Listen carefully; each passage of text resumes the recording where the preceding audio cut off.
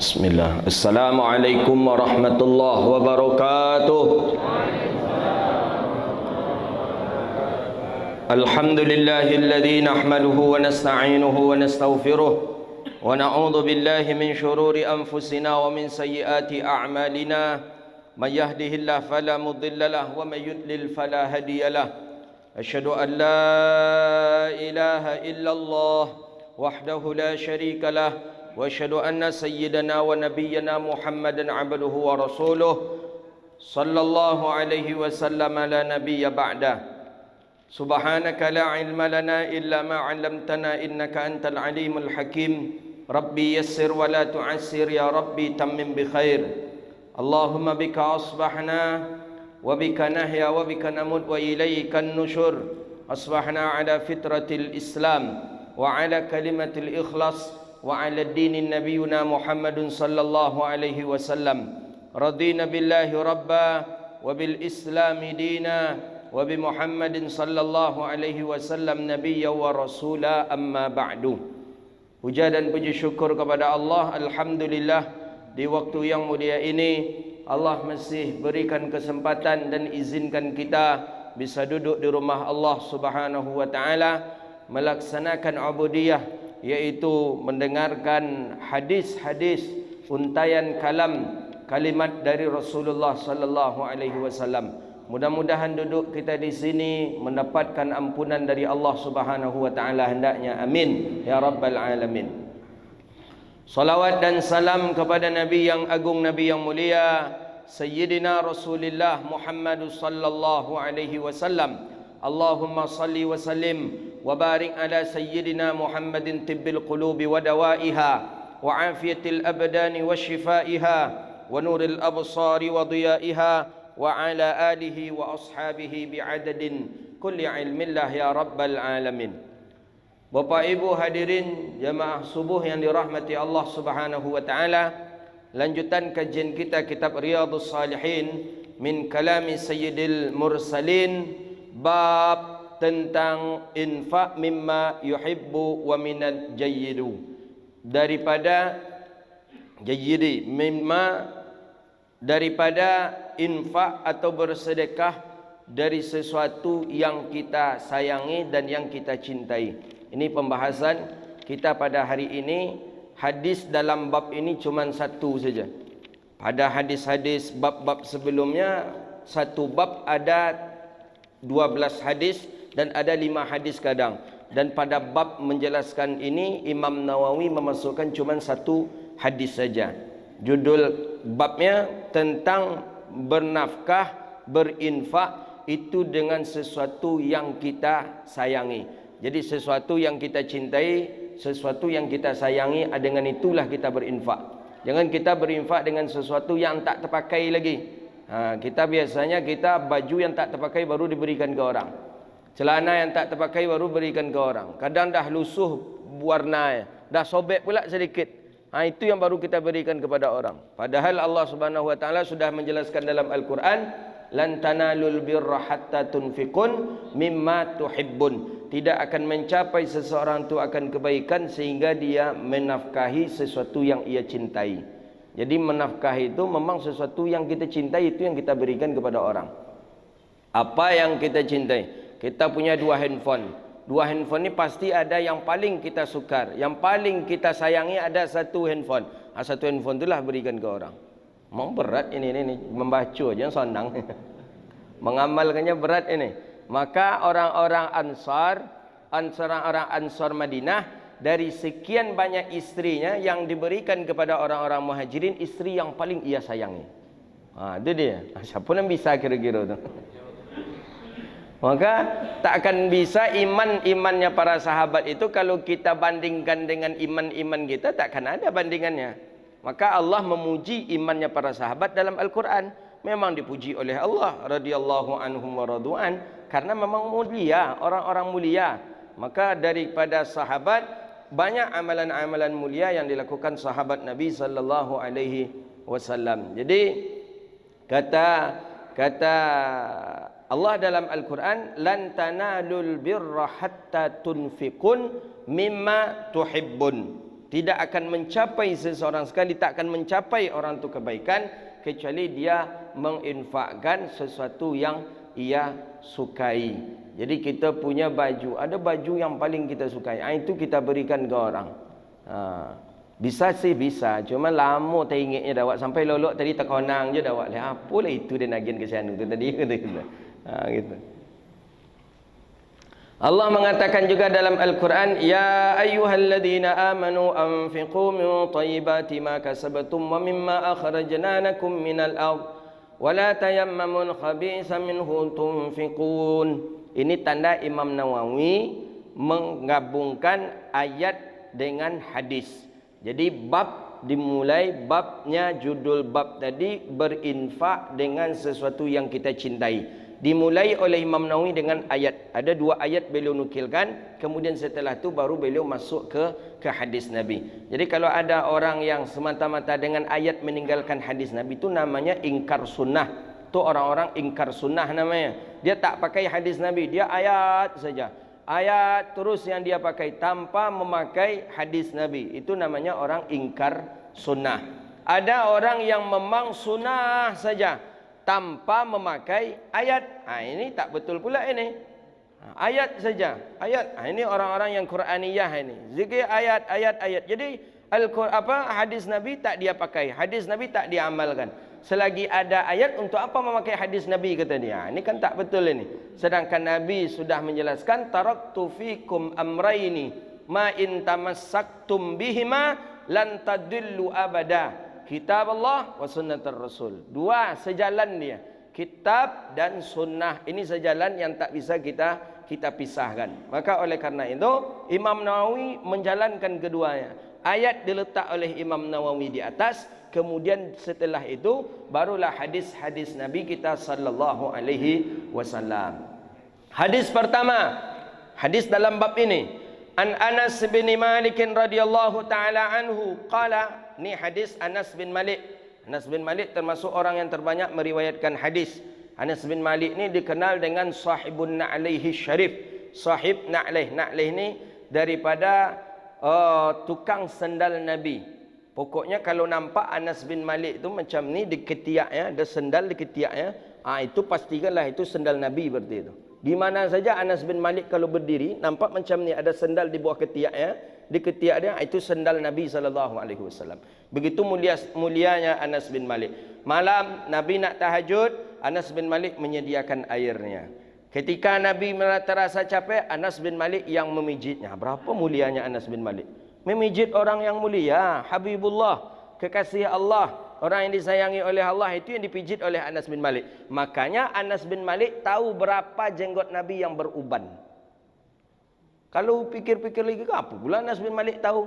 Dari mana Anas bin Malik tahu? Pasti karena Anas bin Malik memijit baginda Nabi ketika istirahat. Anas bin Malik memijit Nabi. Tapi cerdas Anas bin Malik, sempat menghitung helaian yang beruban dari jenggot Rasulullah. Maka hadis yang pertama dalam kitab Syama'il Muhammadiyah Imam Tirmizi. Apa ni hadis yang pertama dalam Syama'il Muhammadiyah, bahwa rambutnya Rasulullah sallallahu alaihi wasallam tidak ada uban satupun. Umur Nabi sudah 60 tahun.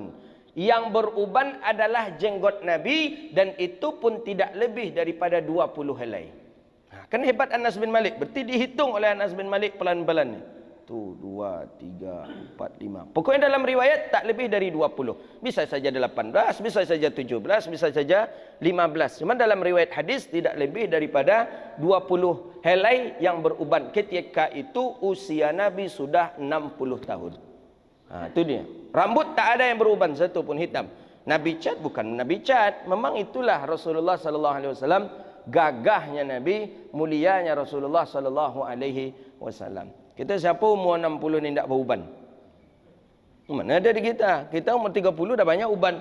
Rasulullah sallallahu alaihi wasallam 60 tak ada uban di kepala beliau. Itu Anas bin Malik. Jadi Anas ni memang betul-betul dekat dengan Nabi kita sallallahu alaihi wasallam. Dekat sekali dengan baginda Nabi sallallahu alaihi wasallam.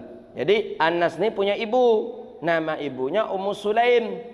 Ummu Sulaim ni karena anaknya bermain di rumah Nabi terus jadi pembantu Nabi. Ummu Sulaim ni sering pula ke rumah Nabi. sering bermain di dekat, sering datang ke dekat rumah baginda Rasulullah SAW. Jadi suatu ketika Nabi SAW tidur dalam hadis sahih Muslim. Hadis sahih Muslim, Nabi tidur, alas daripada tempat tidur Nabi ini dari kulit kambing. Ada kulit kambing, itu tikar alas Nabi tidur. Tidur Rasulullah SAW memakai alas kulit tadi, kulit panas di Madinah. Madinah panas. Nabi bangun, ni dalam satu riwayat ini, dalam riwayat yang lain, Nabi bangun, ditengok oleh Ummu Sulaim ini banyak tinggal keringat Nabi di tikar itu. Sama halnya dengan kita tidur, kan kadang kita tidur di tikar kan, kalau banyak keringat kan tinggal keringat kita di dalam itu. Jadi banyak keringat Rasulullah di tikar itu. Diambillah keringat Nabi itu oleh Ummu Sulaim dengan memakai kapas, dimasukkan ke botol kecil. Hadis dalam Sahih Muslim ini. Dimasukkan penuh ditutup. Itulah dalam riwayat lain, dalam syarahan kita baca pendapat para ulama menjelaskan lebih lanjut bahawa setelah itu dibuka oleh baginda Nabi. Dah 3 hari setelah itu dibuka Nabi. Jadi kata Rasulullah, "Mana? Ini apa ini?" Kata Ummu Sulaim, "Ini keringatmu ya Rasulullah." Kata begini, "Ini aku tak pernah menghirup parfum yang lebih harum, yang lebih lezat daripada ini," kata Rasulullah. "Ini lezat sekali, ini harum sekali. Bayangkan seluruh penduduk Madinah menghirup bau daripada parfum itu." Itu dia keringat Rasulullah SAW. Siapa yang mengumpulkan? Ibunya Anas bin Malik, namanya Ummu Sulaim. Ummu Sulaim ni perempuan cantik, cantik sekali Ummu Sulaim. Baru Anas bin Malik anak dari Ummu Sulaim ini. Tapi imannya kuat. Jadi dulu sebelum Nabi sampai ke Madinah, Ummu Sulaim ni sudah masuk Islam ni. Itulah yang diceritakan terus ke anaknya Anas bin Malik. Nabi kita macam ini nak, orangnya lembut nak, orangnya sopan nak, orangnya alim nak, orangnya cinta kebaikan nak, orang cinta damai. Jadi setiap malam itu saja cerita ibu Anas bin Malik ni kepada Anas bin Malik. Sama kita ketika nak tidur dulu, kalau tidur dekat nenek kita, dekat atuk kita, dia bercerita terus itu. Sampai kita tertidur. Anas bin Malik macam tu juga dibuat oleh ibunya Ummu Sulaim. Cerita, tapi ceritanya tentang Nabi Muhammad SAW. Akhirnya kuat rindu Anas bin Malik, ingin berjumpa dengan Nabi SAW. Maka ketika Nabi hijrah ke Madinah, langsung Anas bin Malik berkejar-kejar untuk memeluk Rasulullah SAW. Jadi Anas bin Malik ni orang mulia, dari kalangan sahabat, pembantu Nabi, umurnya panjang, maka itulah dia termasuk orang yang meriwayatkan hadis terbanyak. Umur dia meninggal dunia lebih dari 100. Ada mengatakan 132 tahun umur Anas bin Malik meninggal dunia. Jadi umur Anas bin Malik ini panjang. Apa kata Anas bin Malik? Qala kana Abu Talha radhiyallahu ta'ala anhu aksar ansaru mil madinati malan min nakhlin. Kata Anas bin Malik, Abu Talha, kana Abu Talha radhiyallahu anhu aktsaral ansar, orang Ansar yang paling kaya, yang banyak harta, yang luas kebunnya, itulah namanya Abu Talha. Jadi kata Anas bin Malik, Abu Talha itu orang yang banyak harta, banyak kebunnya. Di sana ada kebunnya, di sana ada kebunnya, di sana ada kebunnya. Tapi wa kana ahabbu amwalihi ilaiha Bayruha. Ini kalau pergi umrah dengan ini jarang orang-orang travel tahu buah Bayruha ni, jarang yang tahu ni. Jadi kata Anas bin Malik, dari sekian tumpuk kebun-kebun kurma yang banyak dimiliki Abu Talha, ada satu tumpuk yang paling disukai oleh Abu Talha. Nama kebunnya itu daerahnya Bayruha. Bayruha ini kebun yang dekat dengan masjid. Nabi sering ke sana.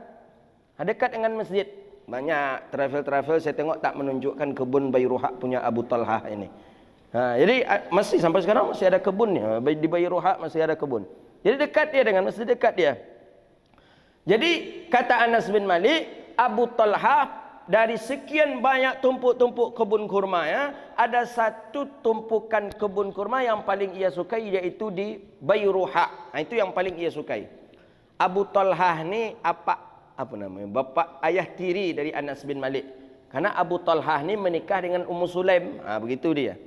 Jadi Ummu Sulaim ni perempuan cantik ni. perempuan cantik, perempuan yang ahli ibadah, perempuan yang berwibawa. Abu Talhah ketika itu masih kafir. Abu Talhah belum masuk Islam. Abu Talhah ingin menikahi Ummu Sulaim, tapi tak bisa caranya. Apa caranya? Karena kalau kata orang, jangan ke orang Islam engkau Abu Talhah meminang. Kalau ke orang Islam, kalau ke kaum muslimin, engkau pasti ditolak karena engkau kafir. Abu Talhah ini terkenal dari kalangan penduduk Madinah yang tampan dan kaya. Alahnya gagah, pitinya banyak pula leh. Kan siapa ndak nio pedusi tu? Ya, gagah, kayu pula leh. Itu yang dicari orang sekarang untuk jadi menantu, ndak ustaz. Pokoknya tanya lu apa kerajo. Itu yang ditanya orang sekarang untuk jadi cari menantu. Berpiti berduit? Ya, okey kalau berduit. Kaya, tampan. Itu Abu Talhah. Jadi Abu Talhah mencoba mendekati Ummu Sulaim. Ummu Sulaim ni perempuan taat. Perempuan taat yang ahli ibadah, tak tergiur dengan harta. Jadi suatu ketika diberanikan pula lah. Dia belum masuk Islam ni Abu Talhah. Diberanikanlah oleh Abu Talhah melamar Ummu Sulaim, ibunya Sayyidina Anas bin Malik. Apa jawaban Ummu Sulaim? Kalau kita mungkin orang kaya yang melamar kita. Orang kaya di Madinah, bayangkanlah. Nggak usahlah di Indonesia, kaya lagi di Pekanbaru ni orang kaya melamar kita kira-kira. Gagah pulanya, berani buat mentolak? Tak mungkin buat tolak ni. Lama dia menunggu awak lagi awak kata kan. Ummu Sulaim, apa jawaban Ummu Sulaim? Kata Ummu Sulaim, aku tak perlu dengan harta engkau yang banyak, dengan tampan wajah engkau, tapi yang perlu bagiku adalah iman. Tu ngerti sajalah tu si Abu Talhah. Iman. Jadi iman, kalau Abu Talhah masih kafir, sorry, tak akan mau menikah. Jadi langsung saja Ummu Sulaim mengatakan, engkau kafir, saya muslim, kita tidak boleh menikah. Langsung begitu caranya Ummu Sulaim menolaknya. Jadi tak pula anda kan cocok pula doang aku apa-apa banyak cerita ndak. Langsung Musa mengatakan engkau kafir, nahnu mu'min, kami ni orang beriman, kami ni muslim, takkan cocok kita. Kata Ummu Sulaim kepada Abu Talhah, baik, untuk menikah dengan Ummu Sulaim ini ternyata Allah bukakan pintu hidayah Abu Talhah. Masuk Islam Abu Talhah. Masuk Islam Abu Talhah. Setelah Abu Talhah masuk Islam, langsunglah dia sampaikan kepada Ummu Sulaim bahawa aku telah Islam dan aku ingin menikahimu. Bagaimana? Kata Ummu Sulaim, tidak ada alasanku untuk menolak orang yang gagah dan tampan dan mukmin. Gitu dia. Jadi dapat dakwah kita. Jadi macam tu kita. Dakwah kita dapat pula harta dia, dapat pula kecantikan atau ketampanan dia. Dia orang tampan Abu Talhah. Menikahlah Abu Talhah dengan Ummu Sulaim dan termasuk orang-orang yang pertama, orang yang kedua dari kalangan Madinah, sebanyak 72 orang kalau tak salah, datang ke Makkah untuk berbai'ah dengan Nabi SAW. Jadi rombongan pertama tu rombongan daripada Abi Ayyub Al-Ansari, kemudian rombongan daripada sahabat baginda Nabi sallallahu alaihi wasallam, Al-Hilali, siapa nama sahabat Nabi sallallahu alaihi wasallam, itu rombongan pertama. Rombongan kedua 77 orang Madinah datang ke Makkah. Di antaranya adalah ada namanya Abu Talhah. Itu dia, ada Abu Talhah. Sebelum Nabi hijrah ke Madinah, mereka sudah berislam di Makkahul Mukarramah. Begitu orang-orang dulu ingin masuk Islam, dia datang ke Madinah, ke Makkah untuk dibai'ah. Bai'ah ni janji setia bagi Rasulullah sallallahu alaihi wasallam. Jadi kata Anas bin Malik, Abu Talhah, apaknya tiba-tiba kan, apak tirinya kan, banyak harta, orang yang paling banyak harta dari kalangan Ansar di Madinah. Ansar ni penduduk Madinah. Malan min nakhlin, kebunnya banyak. Ada yang di sana, ada yang di sana, ada yang di sana. Tapi kata Anas bin Malik, ahabbu amwalihi ilaiha Bayruha. Yang paling ia sayangi, yang paling ia cintai kebunnya itu di Bayruha. Bayruha. Ini umpama kita punya kebun sawit ini, di Rohil ada pula, di Rahul ada pula, di Gampar ada pula, di Siak ada pula, di Pelalawan ada pula. Yang paling kita suka itu yang di Pelalawan. Ini umpama nih. Wa kanat mustaqbilatul masjid, yang di Bayruha ni dekat dengan masjid. Nabi SAW sering masuk kebun itu, kemudian minum dari air sungainya. Jadi di situ tu ada sungai di Bairuha itu. Jadi di Bairuha itu ada sungai. Kalau sekarang jadi sumur saja kalau tak salah di Bairuha itu. Jadi air itu tu airnya enak. Itu sering Nabi SAW sering masuk kebun itu dan Nabi minum air kebun itu. Qala Anas, kata Anas, falamma nazalat hazil ayah, manakala ayat turun. Nah, ayat ni turun di Madinah. Anas bin Malik tahu, lan tanalul birra hatta tunfiqu mimma tuhibbun. Tidak akan mencapai seseorang itu akan kebaikan sehingga dia menginfakkan, menafkahkan sesuatu yang ia cintai. Qama Abu Talha, datang Abu Talha ke Rasulullah. Jadi kata Anas bin Malik, ada ayat Allah, Pak. Kalau kitanya lah, Pak, ayat baru turun kemarin, Pak. Apa bunyi ayat itu? Tidak mencapai seseorang itu akan kebaikan kecuali dia menginfakkan yang paling ia cintai. Baik, datang Abu Talhahnya besok ke Rasulullah. Faqala ya Rasulullah, kata Abu Talhah, Inna Allah Ta'ala yaqul, Allah Subhanahu wa Ta'ala berfirman dalam Al-Quran, lan tanalul birra hatta tunfiqun mimma tuhibbun. Apa kata Abu Talhah? Inna ahabba mali ilayya Bairuha. Harta yang paling aku cintai ya Rasulullah tu kebun di Bairuha ya Rasulullah. Wa innaha sadaqatul lillah. Maka karena ayat ini aku mensedekahkannya untuk Allah. Tengok.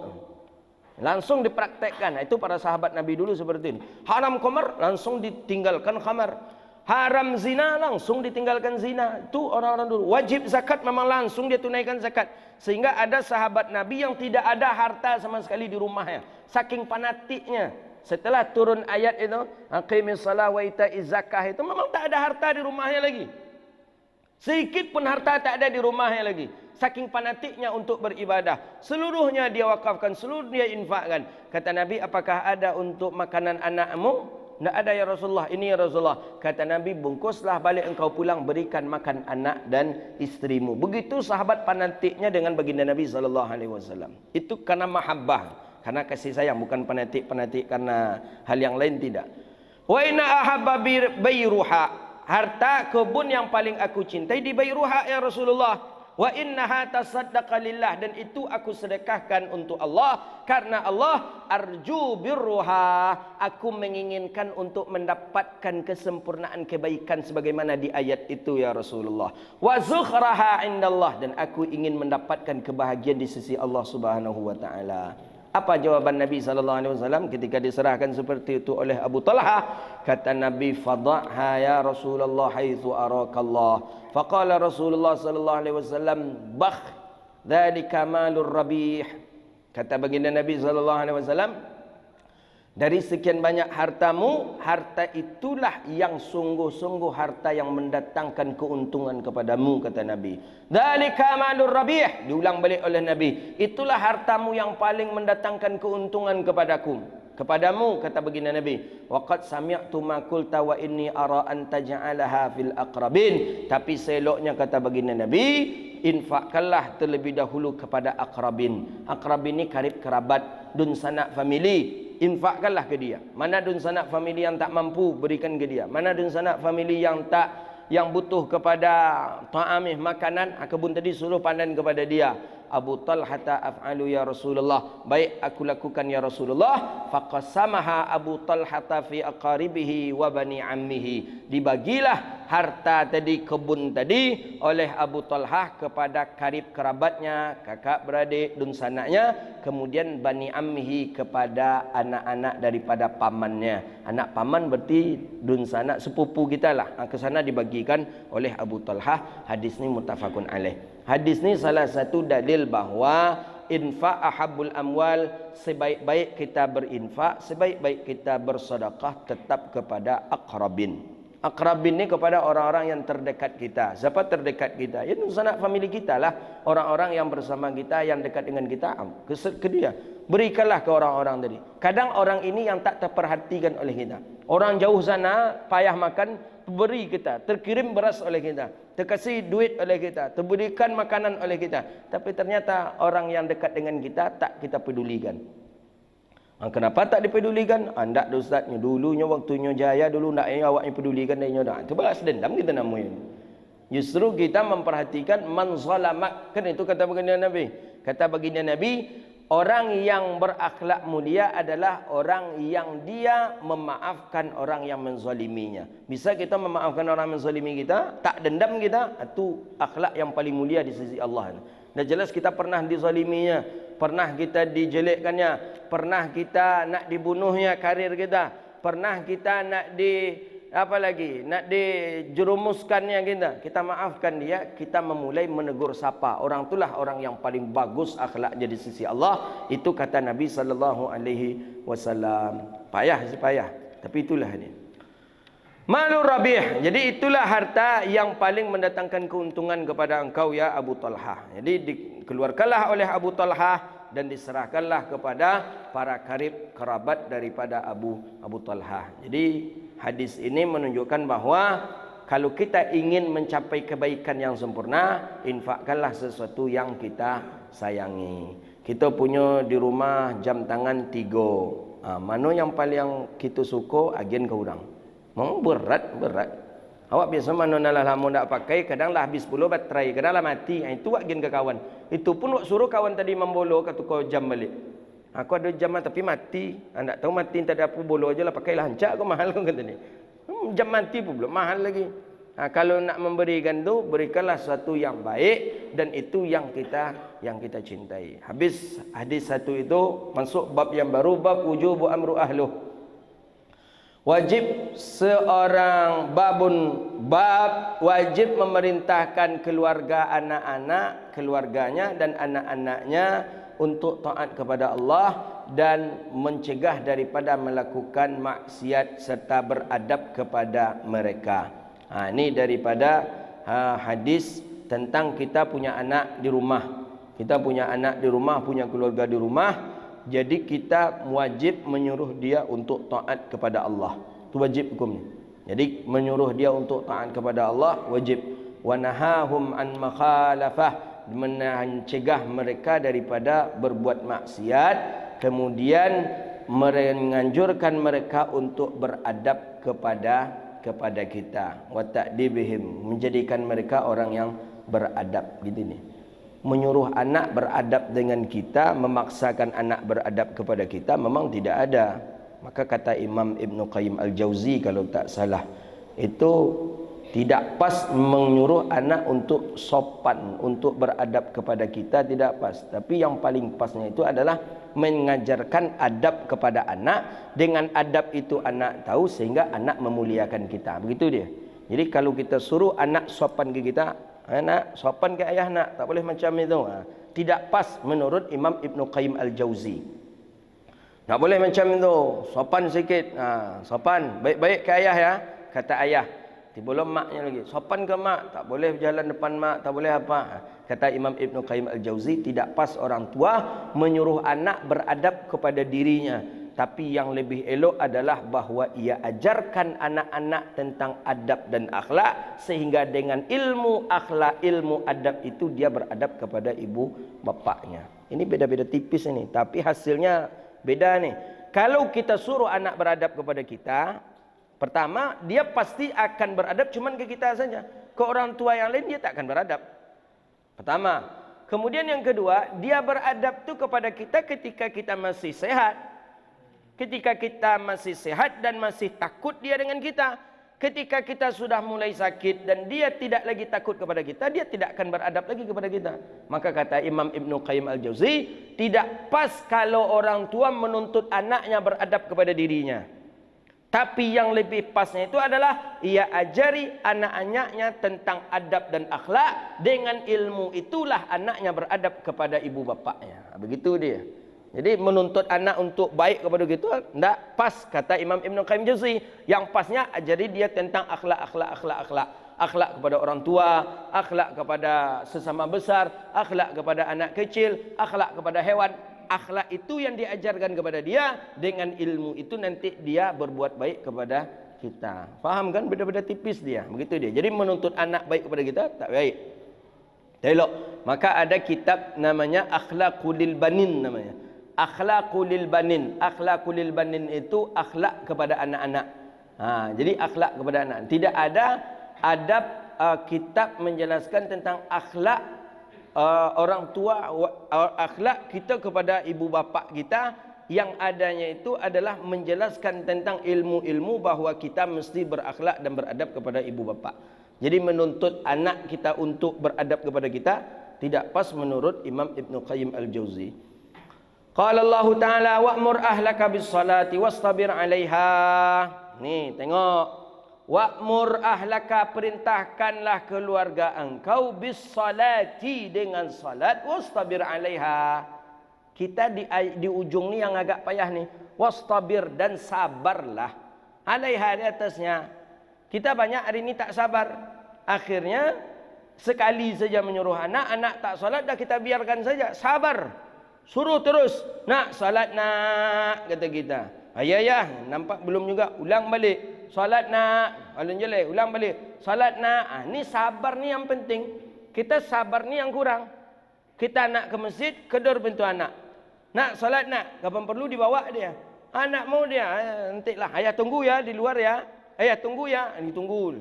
Lama. Wastabir. Allah memang menyuruh kita sabar. Menjelang mereka terbiasa. Itu ayat Allah mengatakan. Jadi Allah faham. Umat ni, hamba ni takkan sabar dia nanti ni. Tapi Allah bilang, wastabir 'alaiha. Mesti kita harus sabar menyuruh keluarga kita untuk melakukan salat. Kadang ada di antara keluarga kita ni kadang tak salat. Tak salat dia.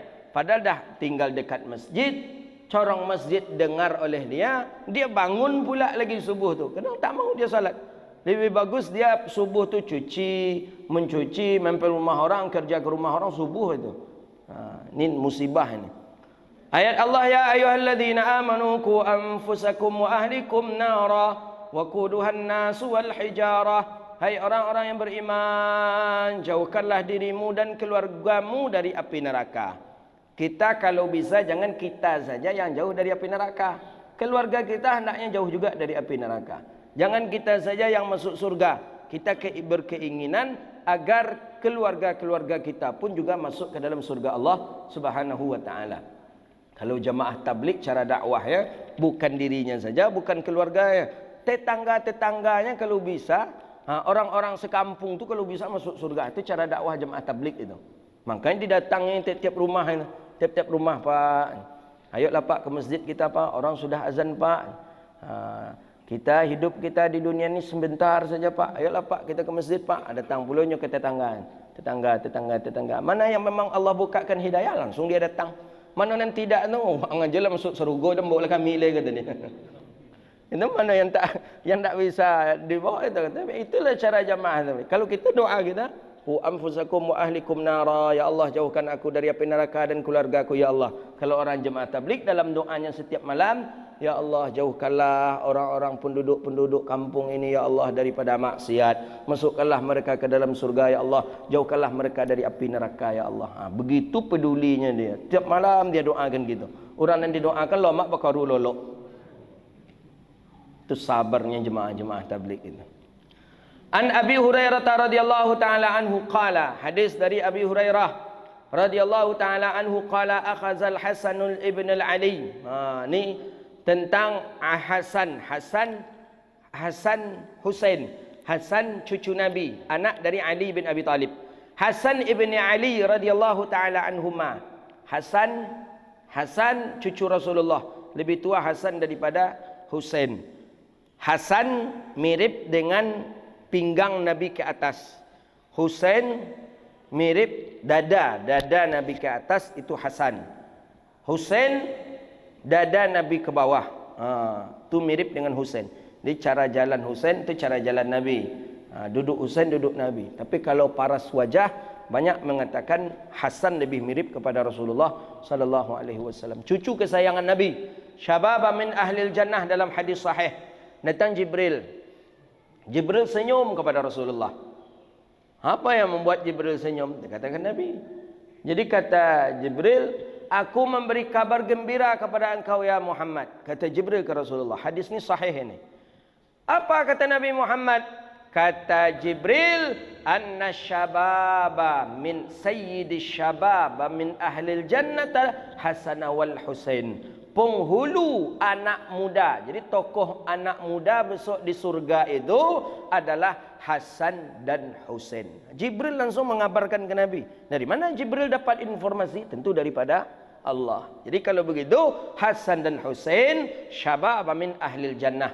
Tokoh pemuda ahli surga itu Hasan Husain. Siapa yang tak senang? Kakek mana yang tak senang cucunya sudah dijamin masuk surga oleh Jibril? Siapa yang tak senang? Kakek mana yang tak senang? Kita lah umpamanya ada orang mengabarkan ke kita, oh cucu engkau orang baik, cucu engkau sukses, cucu engkau banyak disayangi oleh guru. Senang tak kira-kira kita sebagai datuk? Senang. Kalau ada datuk yang tak senang tu perlu dipertanyakan lah kalau datuk. Mungkin datuknya tak redha kemarin nikah. Tak dan suka potang je. Ya mak tu dah jaya tu dah kata dia kan. Nabi SAW. Syabab min wa inna sayyidin nisa'i min ahlil jannah Fatimah. Sesungguhnya penghulu daripada perempuan ahli surga itulah Fatimah Az-Zahra, anak Nabi. Itu hadis nukilkan oleh Imam Suyuti dalam kitab Jami'us Saghir fi Ahaditsun Basyirun Nadhir. Jadi Hasan ibni Ali memakan tamrah. Tamrah ni kurma. Dimakan kurma. Min tamrin sadaqah, ada orang bersedekah. Jadi di Arab itu ada satu tradisi, apalagi kalau bulan Maulid. Bulan Maulid, Rabiul Awal, itu orang-orang membagi-bagikan halawiyat. Halawiyat ni ada coklat, manisan, permen, kadang kurma dibagikan. Kayak kita di Madinah lah tengok orang bagi-bagikan. Bersedekah. Sedekah, sedekah, sedekah, sedekah. Diambil. Hasan ni karena waktu tu masih kecil, diambillah oleh Hasan ni. Hasan cucu Nabi ni, diambil. Fihi sampailah ke mulut Hasan ni cucu Nabi ni, dimakan kurma tadi, kurma sedekah ni sampai ke mulut Sayyidina Hasan. Nampak oleh Rasulullah sallallahu alaihi wasallam.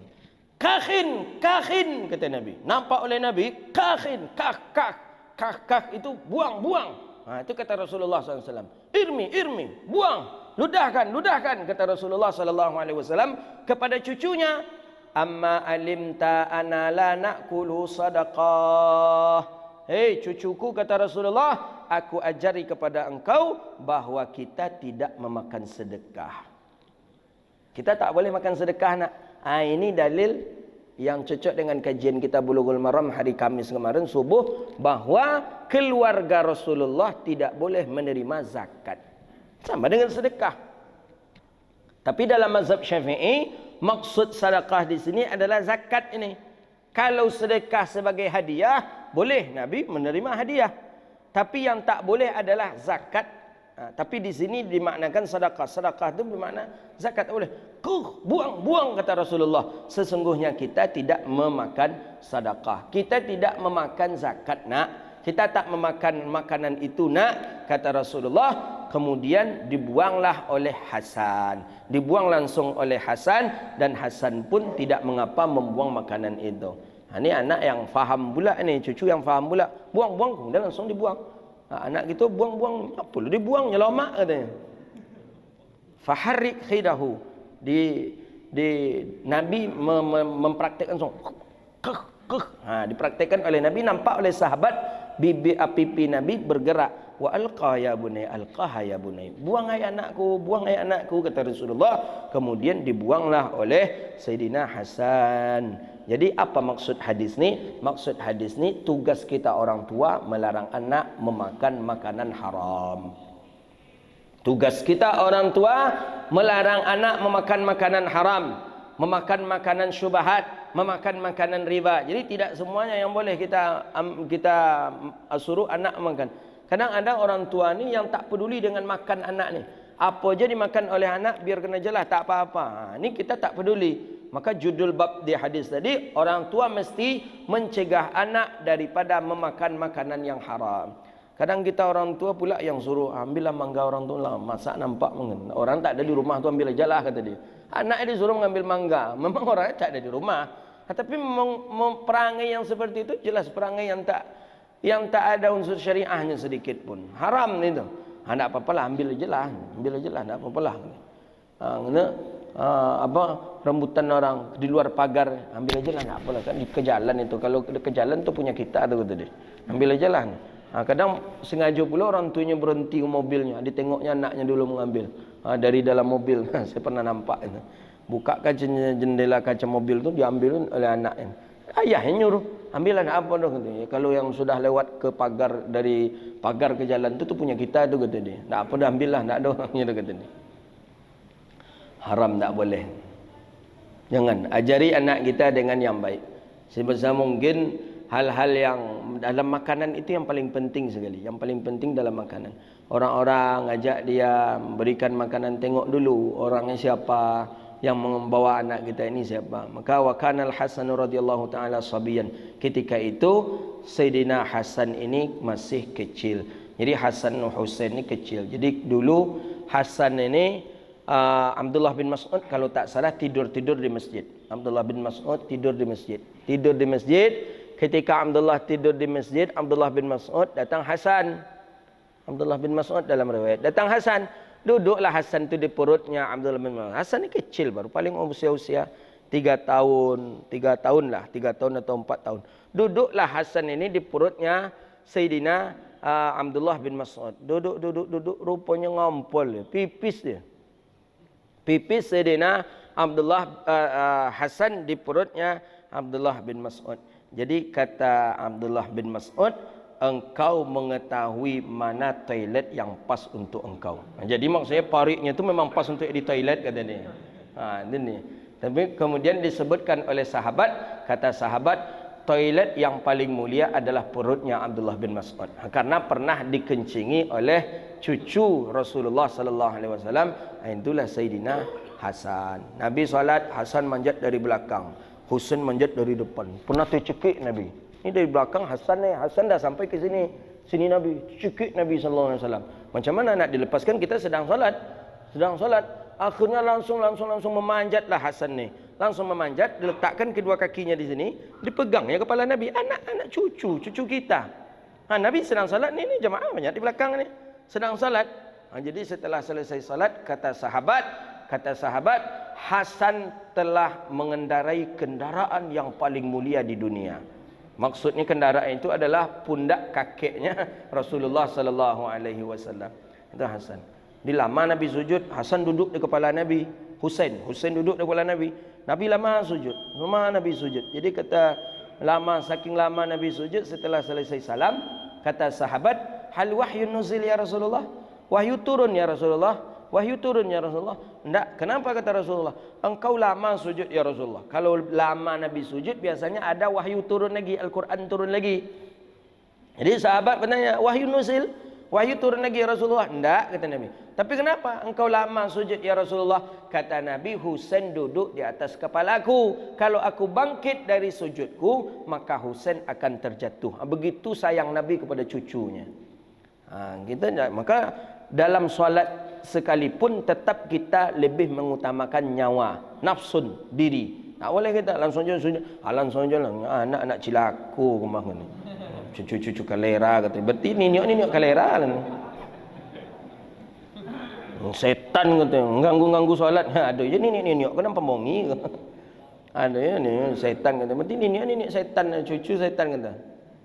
Nak biarkan saja anak-anak. Kadang kita baru nak solat, baru digulung-gulungnya tikar kita. Biarlah. Gulung tikar kadang diginikan pula, kadang ditarikan sampai nak terjatuh pula kita. Okay. Nak marah kita, memang anak-anak. Nabi SAW berapa nak Nabi tu? Nak cekik Nabi. Duduk dia di atas kepala Nabi. Marah kita. Setelah solat kita sampaikan ke dia anak setan. Jangan. Biarlah dia. Biarkan itu zaman dia. Kita entah macam mana pula ketika kecil dulu. Tak tahu. Saya yang jelas gitu. Diceritakan ayah saya. Ayah saya imam. Saya imam solat hari raya. Jadi saya waktu kecil, saya berdua, saya kembar. Zulhendri Rais. Nanti jangan tengok pula di Facebook Zulhendra tu lagi, Zulhendri aja lah. Jadi pas saya menengok, saya tak ingat usia waktu tu usia 3 tahun kata ayah saya belum ingat lagi. Jadi kata mak saya, ibu saya, jadi ketika orang ramai solat kan ramai tu, penuh tu, susah. Saya buka saf orang tadi, karena saya dengar suara ayah saya.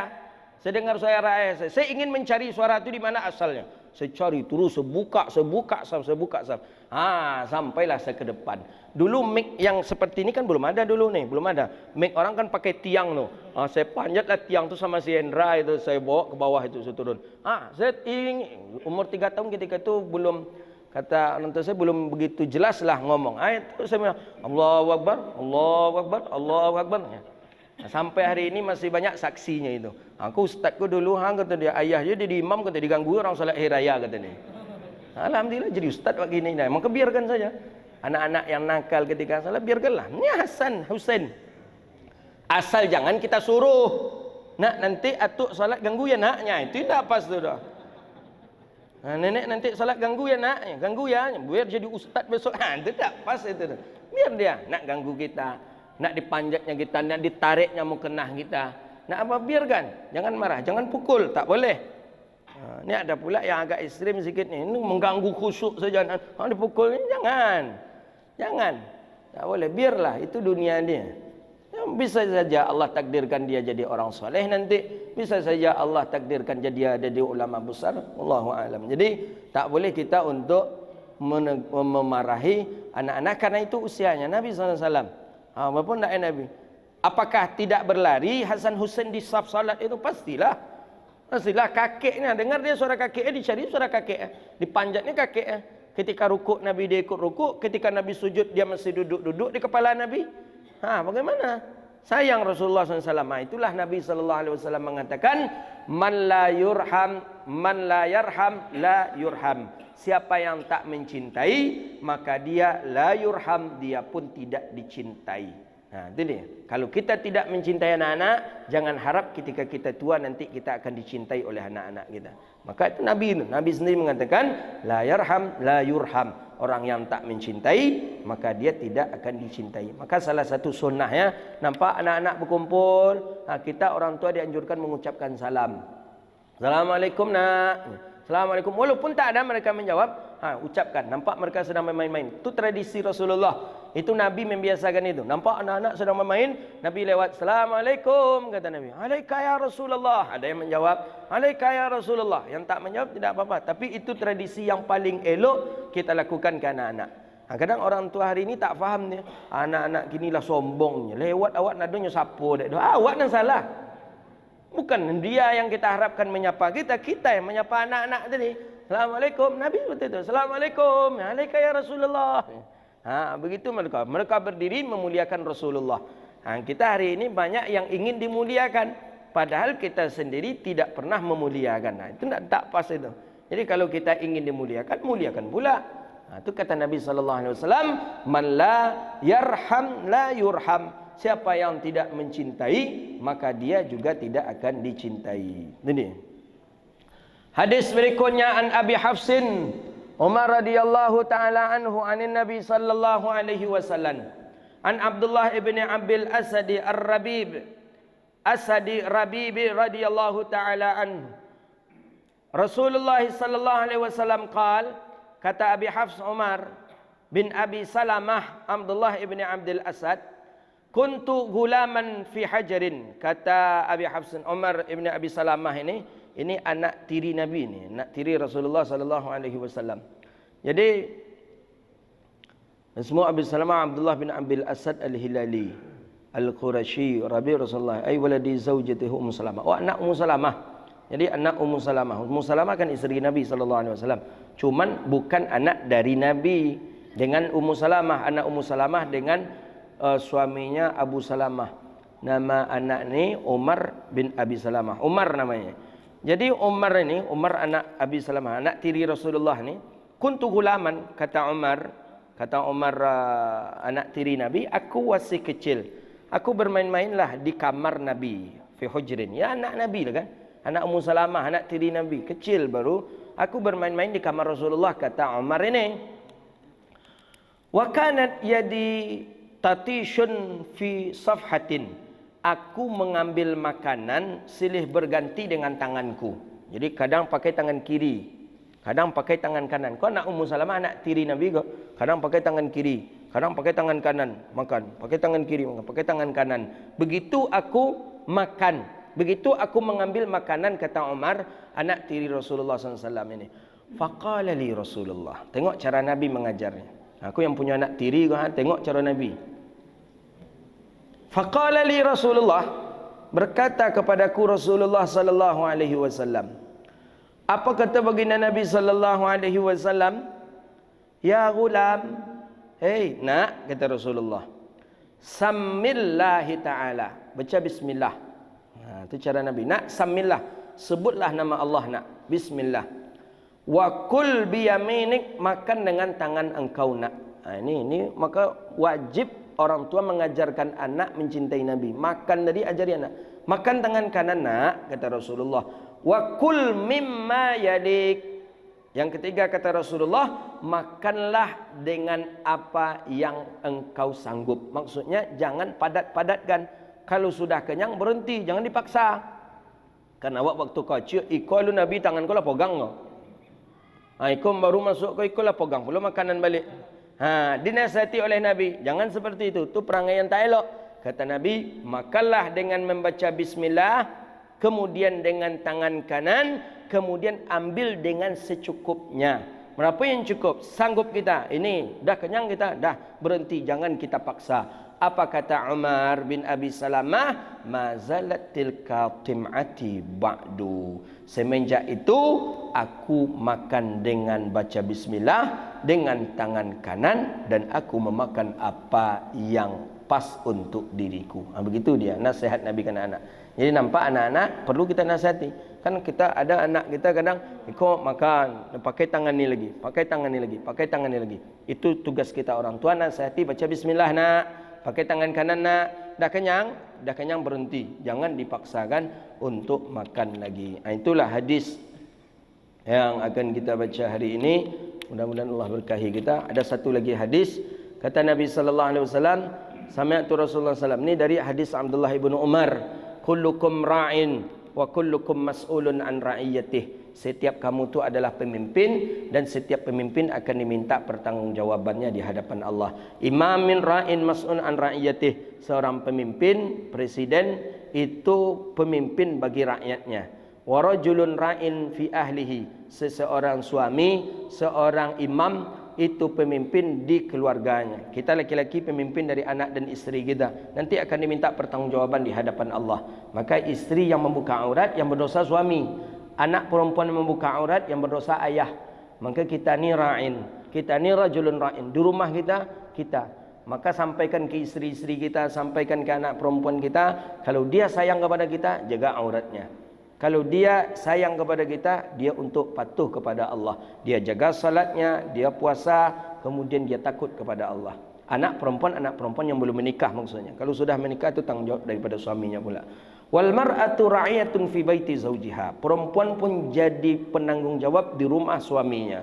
Ketika suami keluar rumah, isteri kita diminta pertanggungjawaban di hadapan Allah. Ketika suami pergi bekerja, isteri di rumah diminta pertanggungjawaban di hadapan Allah. Wa khadimun ra'in fi mali sayyidih. Kemudian pembantu pun orang yang bertanggung jawab di atas pekerjaan. Wa kullukum ra'in. Setiap kita ini pemimpin akan diminta pertanggungjawaban di hadapan Allah Subhanahu wa taala. Hadisun muttafaqun alaih. Mudah-mudahan Allah karuniakan kepada kita anak-anak, isteri-isteri yang salehah, yang patuh dan taat kepada Allah, mengerjakan sunnah Nabi sallallahu alaihi wasallam, dan Allah jauhkan keluarga kita daripada fitnah, wabah dan bala, dan Allah berkahi kehidupan rumah tangga kita insya-Allah. Amin ya rabbal alamin. Itulah kajian kita. Mudah-mudahan Allah berkahi kehidupan kita dunia wal akhirah insya-Allah.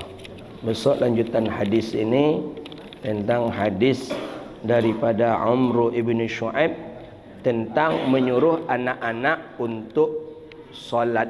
Jadi kalau anak sudah umur 7 tahun suruh solat. Sudah boleh dipukul? Belum boleh dipukul. Kalau dia sudah berumur 10 tahun baru boleh dipukul. 10 tahun tu bukan saja dipukul, harus pisah ranjang pula lagi. Tak boleh sekamar lagi anak dengan kita. Itu dia. Jadi banyak ada hadis-hadisnya di sini disebutkan umur 7 tahunkah yang harus dia tak boleh seranjang dengan kita, sekamar dengan kita, atau umur berapa. Ini nanti akan kita baca hadis ini insya-Allah. Jadi ada masanya anak tu satu kamar dengan kita, ada tidak. Jadi jangan anak ni masih SMP, udah SMP masih sekamar juga dengan kita. Tak boleh. Itu syariat Nabi yang menyuruh dia tidak boleh lagi satu kamar dengan kita. Rusak nanti anak. Rusak karena anak sudah mulai tahap usia puberitas. Jadi tak boleh terbuka betis maknya nanti oleh dia nampak, terbuka nanti paham maknya dalam kamar lah. Maka tak boleh lagi anak sekamar dengan kita. Itu dia. Kadang kita payah pula, ibu-ibu ni pula yang nak bisa dia dipisahkan dengan anaknya, katanya ustaz. Ya boleh cara. Jadi dia siapanya bisa dipisahkan. Jawab bisanya ustaznya. Mak itulah gawat dia tu. Jadi bela abang tidur di luar, bela kami tidur di dalam, katanya. Ini tak boleh, rusak anak-anak kita. Maka suruh pisahkan.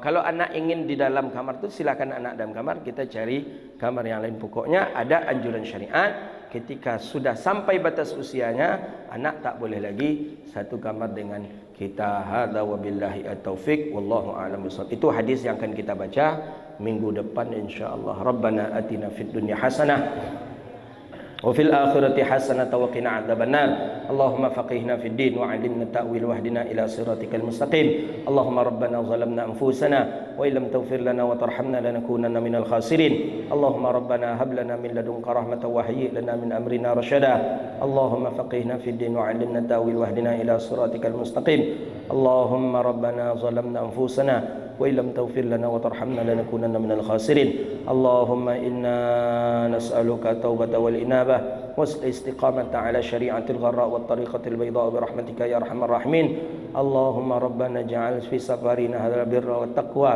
ومن العمل ما ترضى ربنا آتنا في الدنيا حسنة وفي الآخرة حسنة وقنا عذاب النار وصلى الله على نبينا محمد وعلى آله وصحبه أجمعين والحمد لله رب العالمين. Demikian, mohon maaf. Wabillahi taufiq wal hidayah.